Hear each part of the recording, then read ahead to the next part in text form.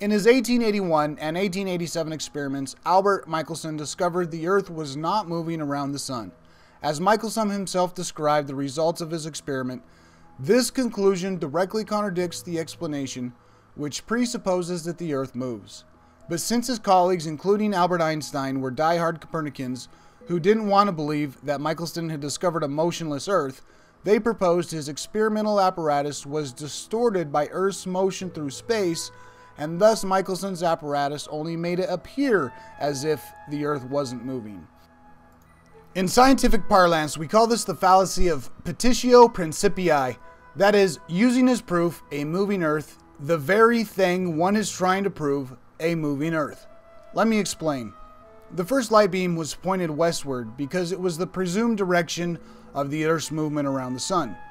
The second light beam was pointed northward, and thus away from the direction of the presumed moving Earth. The first light beam should have been affected by Earth's movement through space if the Earth is moving around the Sun at an accepted speed of 66,000 miles per hour. If so, the first beam would have traveled slower than the second beam of light. But that didn't happen. Both light beams traveled at nearly the same speed. According to Michelson, the first beam traveled only about 1/6 of the speed needed if the Earth was moving around the Sun. The conclusion, as Michelson notes above, should have been that the Earth isn't moving around the Sun.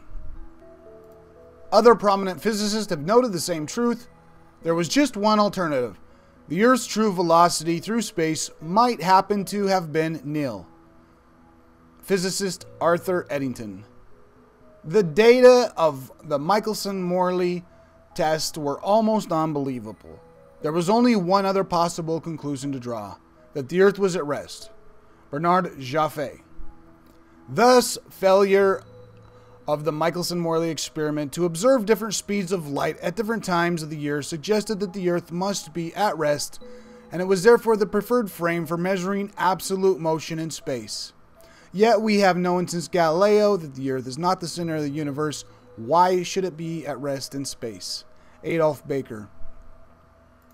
The easiest explanation was that the Earth was fixed in the ether and that everything else in the universe moved with respect to the Earth and the ether.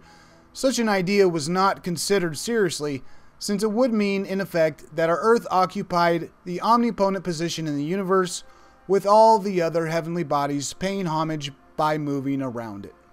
James Coleman. The Michelson-Morley experiment confronted scientists with an embarrassing alternative. On one hand, they could scrap the ether theory, which had explained so many things about electricity, magnetism, and light, or if they insisted on retaining the ether, they had to abandon the still more venerable Copernican theory that the Earth is in motion. To many physicists, it seemed almost easier to believe that the Earth stood still than that waves, light waves, electromagnetic waves, could exist without a medium to sustain them. It was a serious dilemma, and one that split scientific thought for a quarter of a century. Many new hypotheses were advanced and rejected. The experiment was tried again by Morley and by others, with the same conclusion. The apparent velocity of the Earth through the ether was zero. Lincoln Barnett, foreword by Albert Einstein. What happened when the experiment was done in 1887? There was never in any orientation at any time of the year any shift in the interference pattern. None. No shift, no fringe shift, nothing. What's the implication? Here was an experiment that was done to measure the speed of the Earth's motion through the ether. This was an experiment that was 10 times more sensitive than it needed to be. It could have detected speeds as low as 2 miles per second instead of the known 20 miles per second that the Earth moves on its orbital motion around the Sun. It didn't detect it. What's the conclusion from the Michelson-Morley experiment? The implication is that the Earth is not moving. Richard Wolfson. Michelson and Morley found shifts in the interference fringes, but they were very much smaller than the size of the effect expected from the known orbital motion of the Earth. John D. Norton. This null result was one of the greatest puzzles of physics at the end of the 19th century. One possibility was that velocity would be zero and no fringe shift would be expected. But this implies that the Earth is somehow a preferred object.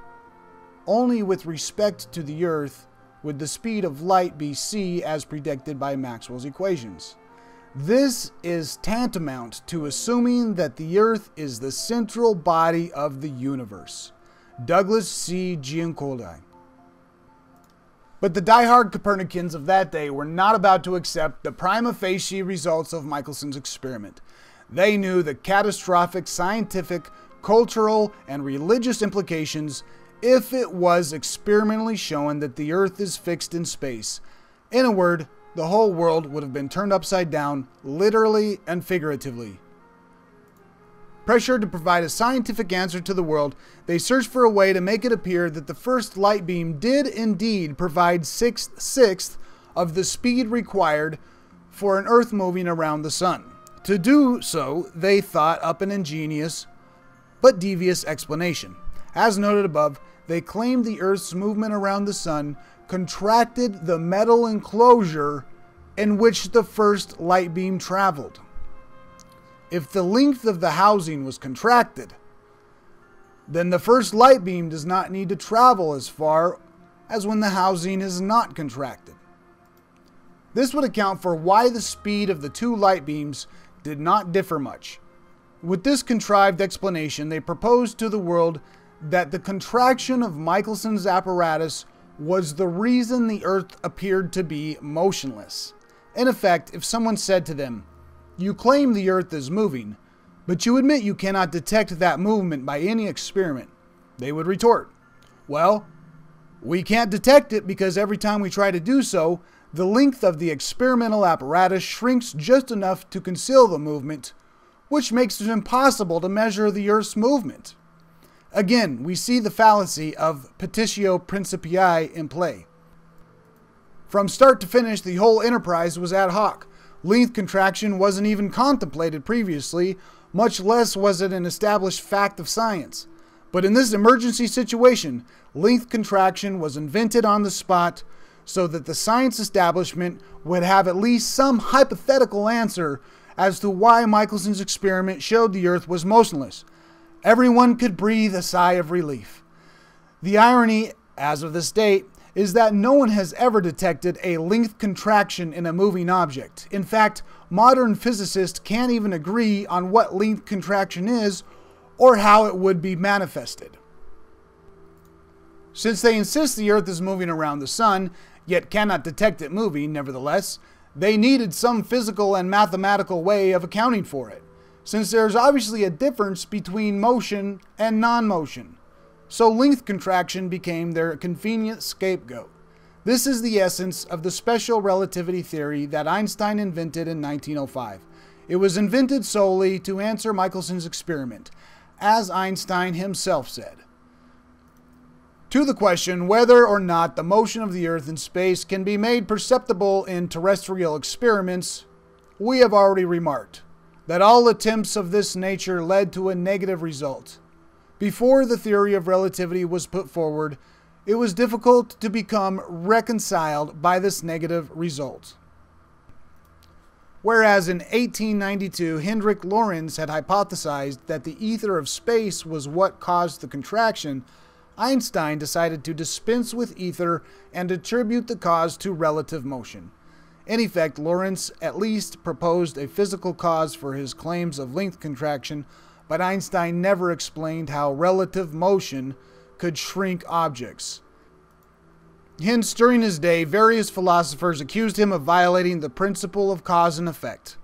So whatever the cause of the contraction, in order to give the ad hoc theory some semblance of credibility, the required amount for the metal enclosure to contract was put into a mathematical equation called the Lorentz transform.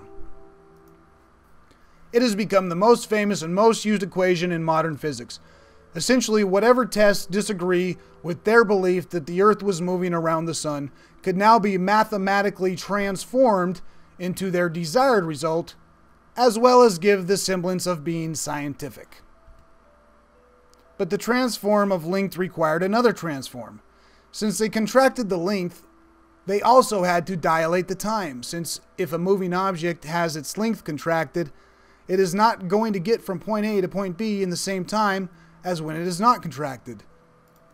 To increase the time of travel, they use the same transform equation as above, but since they are increasing instead of decreasing, they turn the multiplier into a divider to get the following equation. Of course, just as there is no proof that length contracts, there is no proof that time dilates. They just need it to make everything appear to balance if they are going to insist that the Earth is moving around the Sun when the empirical evidence says that it's not. It's easy for them. They just put up a theory and represent it by a mathematical equation to erase any discrepancies the experiment shows against their theory. The transforms are not over. They must also add mass increase, since if a moving object has its length contracted, then it will have a larger mass per unit volume when it gets to point B. So to make the mass larger, they use the same exact transform equation as for time dilation. Often in the debate over the relevance of Michelson's experiment, the issue of inertial frames presents itself. An inertial frame is one in which an object is at rest or is moving in uniform motion and not accelerating or decelerating. If the Earth is moving around the Sun, it is a non-inertial frame since it is accelerating. In physics, all objects that move in a circle are considered accelerating, even though they go the same speed. As such, one is hampered when doing experiments on Earth due to the effects of acceleration on the apparatus. So, in order to make Michelson's experiment valid, that is, one that takes place in an inertial frame, a relativist will create the inertial frame by the above transform equations. Once again, it is easy to see the fallacy of petitio principii at work in their thinking. For those who accept the prima facie results of Michelson's experiment, that the Earth is not moving, the Earth is already shown to be an inertial frame because it is at an absolute rest. Thus, there is no need to create inertial frames for the Earth, and thus no need to use a transform equation. Incidentally, we should note one more important facet of Michelson's experiment before we move on. We saw above that the experiment showed only 1/6 of what was required for an Earth moving around the Sun. This 1/6 is important for another reason. It showed that space was composed of something substantive. The name given to it by Lorentz, Maxwell, and all other scientists was ether. No one knew precisely what it was composed of, but they correctly deducted that space cannot be nothing, since metaphysically nothing cannot exist. Space must be something composed of something physical, although, like air, we cannot see it because it is invisible. It doesn't matter what you call it, the fact is it must exist. Quantum mechanics has suggested that the ether's basic component is Planck particles, which are 20 orders of magnitude smaller than the electron. Another type of ether may be the electron-positron dipole particle, which was discovered in 1932 by Carl Anderson. In any case, the substance of space, which we call ether, is detected in Michelson's 1881 and 1887 experiments, as well as his 1897 experiment with an above-ground apparatus. Since light moves so fast, it can serve to measure the effect on something as small as ether particles. His interferometer was so accurate it could measure 100 times more than it was required to measure. As such, Michelson's interferometer didn't measure enough ether to match an Earth moving at 66,000 miles per hour around the Sun, but it did measure a little ether. Otherwise, his results would not have shown 1/6, but 0/6 of ether presence. Michelson noted the small presence on his 1887 paper. The actual displacement was certainly less than the 20th part of this, and probably less than the 40th part. But since the displacement is proportional to the square of the velocity, the relative velocity of Earth in the ether is probably less than 1/6 of the Earth's orbital velocity, and certainly less than 1/4. This was not good for Einstein. He candidly admitted that if any ether was detected, even a little bit, his theory of special relativity would automatically be falsified. This was noted in Einstein's statement to Sir Hubert Samuel in Jerusalem. If Michelson-Morley is wrong, then relativity is wrong. In other words, Einstein was forced to assume that because Michelson did not find enough ether for an Earth revolving around the Sun, then Michelson couldn't have found any ether.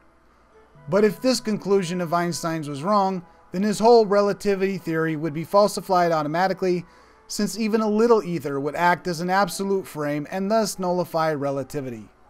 Noted physicist Charles Lane Poore of Columbia University reiterated the problem. The Michelson-Morley experiment forms the basis of the relativity theory. Einstein calls it decisive. If it should develop that there is a measurable ether drift, then the entire fabric of the relativity theory would collapse like a house of cards. So Einstein was banking on the hope that since Michelson did not detect the required amount of ether for the Earth moving around the Sun, he could conclude that the ether simply didn't exist. Hence, the detection of 1/6 of the required ether was thus conveniently chalked up to experimental error. The facts show otherwise, however. Every interferometer experiment performed from Michelson in 1881 to Juice in 1930, which is 50 years of the same results from a dozen different experimenters, detected 1/6 to 1/10. Einstein was so bothered by this fact that he hired what can be called a scientific hitman, Robert Shankland, to seek to discredit the experiments, especially the most comprehensive interferometer experiments performed by Dayton Miller between 1908 and 1921. But at this point in time, the 1910s and 1920s, the world was only too happy to accept Einstein's theories and reject anyone who challenged him. After all, Einstein was the Earth mover. He made the Earth move around the Sun and thus saved mankind from having to admit that popular science had misled the world for over 500 years. For the geocentrist, the only thing left to answer is, from where did 1/6 of ether originate? The simple answer is, since the universe with its ether is rotating around a fixed Earth, some of that ether spilled into Michelson's 1887 interferometer when he was trying to detect if the Earth was moving around the Sun. This is confirmed by the fact that Michelson did another experiment in 1925 in order to measure the ether movement for the daily rotation between space and Earth. In that experiment, he found 6/6 of the required ether for a daily rotation. Hence, it is logical to assume that the 1/6 he found in 1887 came from the same ether he later detected in his 1925 experiment. Since the ether in his 1887 experiment hit the interferometer orthogonally instead of linearly, it would only pick up 1/6 of the total ether in space. You will often hear modern devotees of Einstein claim that he invented special relativity as an answer to Maxwell's equations of electrodynamics. They do this because they don't want to admit that Einstein invented special relativity for the express purpose of making it appear the Earth was moving around the Sun.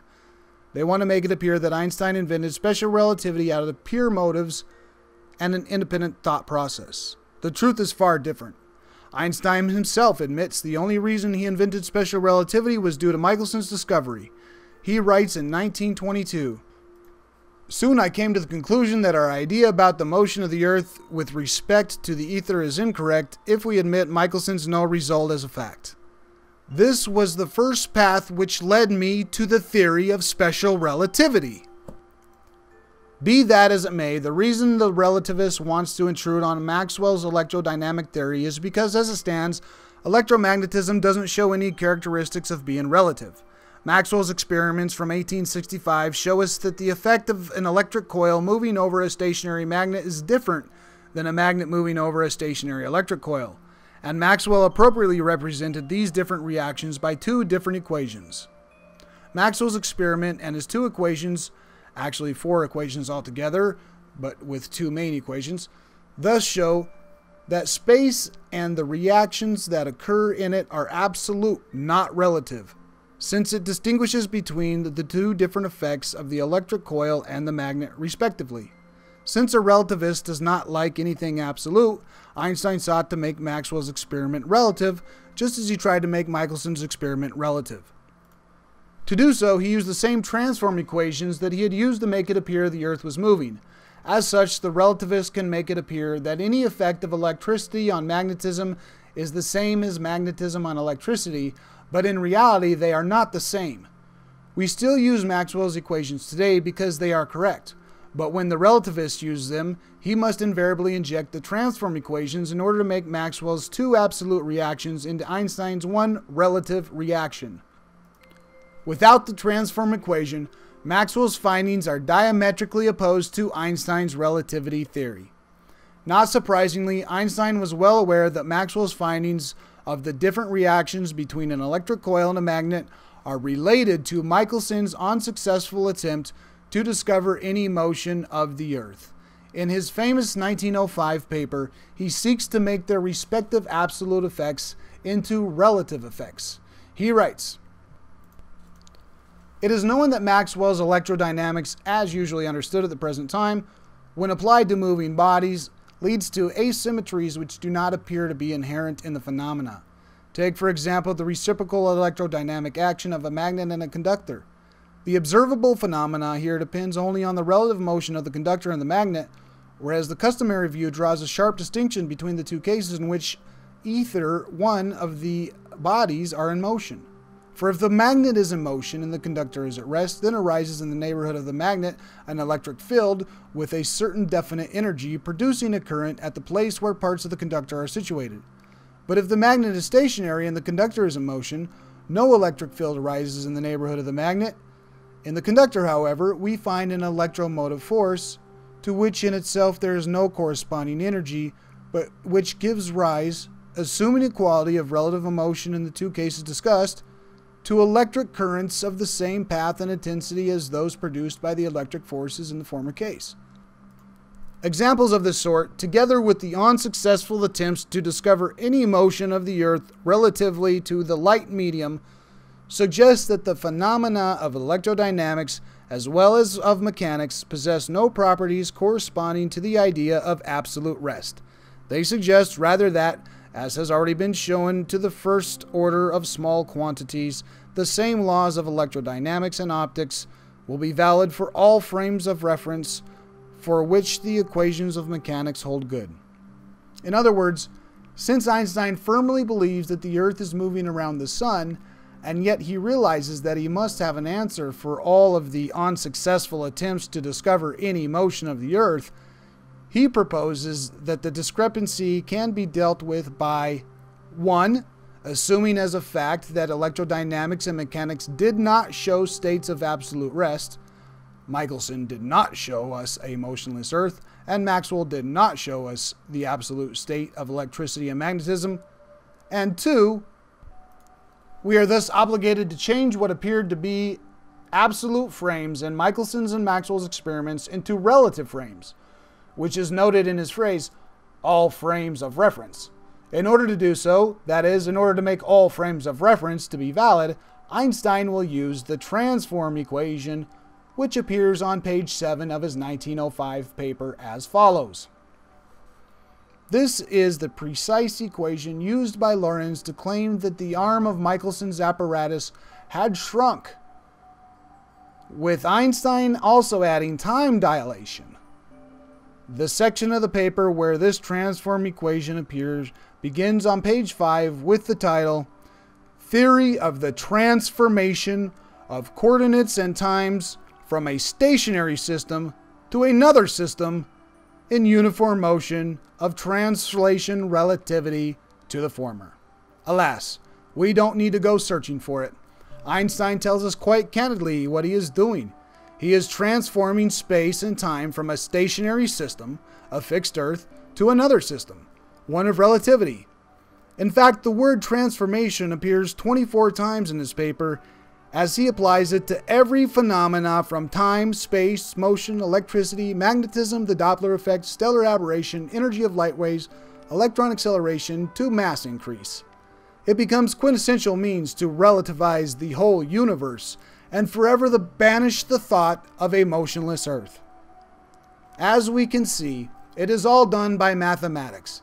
There is not one iota of physical, empirical evidence to prove the theory. In the relativist mind, of course, there is no need to prove their findings or to justify their transform, since everyone knows the Earth is moving around the Sun, and everything is moving, and there is no object at rest, and thus the whole universe is relative.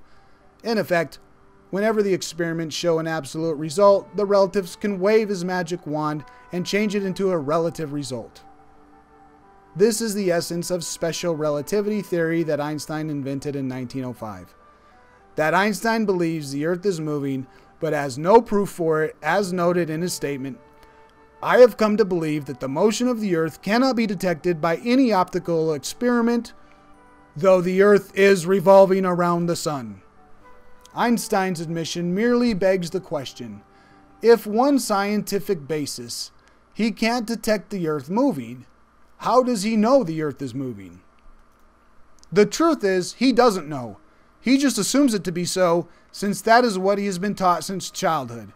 In fact, the transform equation is then invoked to make it appear as if the Earth is moving around the Sun, but in reality, the transform equation is just an equation that has no ability or authority to determine the issue.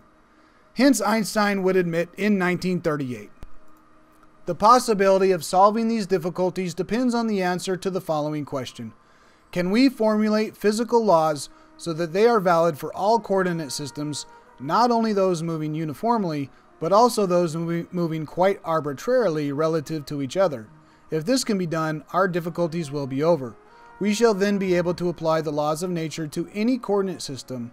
The struggle so violent in the early days of science between the views of Ptolemy and Copernicus would then be quite meaningless. Either coordinate system could be used with equal justification. The two sentences, the sun is at rest and the earth moves, or the sun moves and the earth is at rest, would quite simply mean two different conventions concerning two different coordinate systems. That is, he will employ arbitrary coordinate systems to make the absolute state, a fixed earth, into either coordinate system can be used, a fixed earth or a moving earth. All the coordinate systems are created mathematically out of thin air by using the transform equation. If they didn't use the transform equation, then they would be stuck with only one coordinate system, the one Michelson found in 1887 when the experimental evidence showed the Earth wasn't moving around the Sun. If you ask a relativist for the scientific validity of using the transform equation, he will simply retort, well, the transform equation was proven to be valid when Michelson did his experiment in 1887. Again, the fallacy of petitio principii is readily apparent since he is using an unproven fact, an Earth is moving around the Sun, as the basis for making the conclusion that the Earth is moving around the Sun. The cause of the fallacy, as Einstein admitted above when he said, though the Earth is revolving around the Sun, is that they insist on using a moving Earth which they claim to know intuitively as the indisputable authority to interpret Michelson's experiment. Consequently, if one firmly believes the Earth is moving, but the experiments show it is not moving, then one's interpretation of the experiment will force one to find some way to make it appear that the Earth is moving. In effect, any experiment that shows the Earth is not moving will be magically transformed into a moving Earth by the transform equation. The transform equation is like a magician waving his wand over the experiments so that the system one does not prefer is transformed into a system one does prefer. Many modern men certainly do not prefer a fixed Earth, since a fixed Earth would validate much of the history and science prior to our modern age and would show modern man that he is not the objective and non-prejudiced icon of society that he has enjoyed for the last few hundred years. He is little more than a magician who has been feeding the world a steady diet of illusions. All in all, the history of the Michelson experiment show how a preconceived idea, the Earth moves around the Sun, is made the sole determining factor of how modern scientist is going to interpret the results of any experiment. In order to hold on to his preconceived idea, he will introduce mitigating factors onto the experimental results, and usually this is done by hypothetical concepts and fudged mathematics. The scientist thus convinces himself that because he can invent a mathematical equation that can transform the empirical results, he can keep his preconceived idea of how he thinks the universe must operate. In his mind, the ends justify the means because he knows the Earth revolves around the Sun. There is nothing that would make mankind happier than to keep believing that the Earth moves around the Sun, regardless of what the experiments show. Their God from on high, Albert Einstein, showed them a magical way to avoid such a predicament, and the world has accepted Einstein as a god ever since. His transform equation has become the magic wand to turn a fixed Earth absolute universe into an Earth-wandering relative universe, as noted by Einstein biographer Abraham Pais put it. A new man appears abruptly, the suddenly famous Dr. Einstein. He carries the message of a new order of the universe. He is a new Moses come down from the mountain to bring a new law and a new Joshua controlling the motion of the heavenly bodies. The new man who appears at the time represents order and power. He becomes the Theos Aner, the divine man of the 20th century.